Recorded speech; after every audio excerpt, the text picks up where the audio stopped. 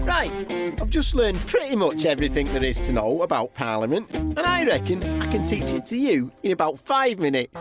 5 minutes? I've spent my whole life studying this. Yeah, well, you're obviously not very good at it then. OK, I'll keep this short and sweet, unless anyone keeps interrupting, all right? Here we go. This is the Prime Minister and his cabinet. Hang on a minute. That's a bunch of monkeys. Oh, a bit of respect, please, Brian. Oh, right, yeah, then. Anyway, this is the government. It has about 100 ministers who are each responsible for different areas of our lives, like transport, education, even food and sport.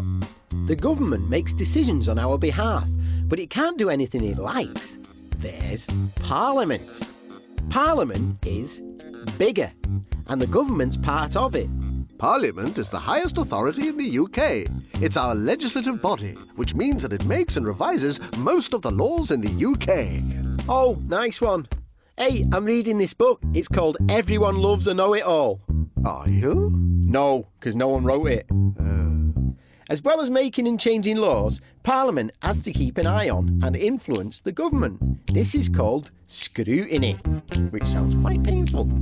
So, Parliament and government are two very different things. Parliament is the highest authority in Britain and keeps a check on... There's a 5-minute time limit here, if you don't mind.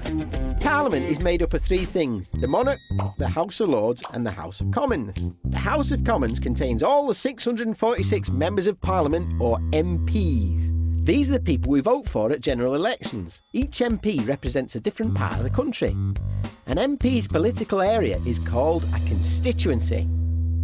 So, what does Parliament actually do? Well, stuff is a short answer. Loads of stuff is a bit longer. Longer again.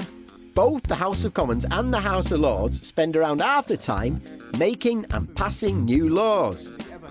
MPs can also bring up subjects for debate, so everyone gets their opinions heard. As there's lots of opinions, sometimes everyone shouts at the same time. Order!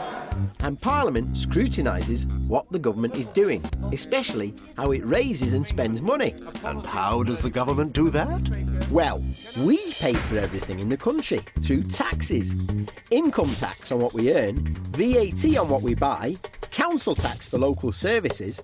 Pretty much all the government's money comes from us. The government spends its money on things like schools, hospitals, emergency services, the legal system and the armed forces. So, how does Parliament scrutinise the government and make sure our taxes are spent wisely? It does a few things.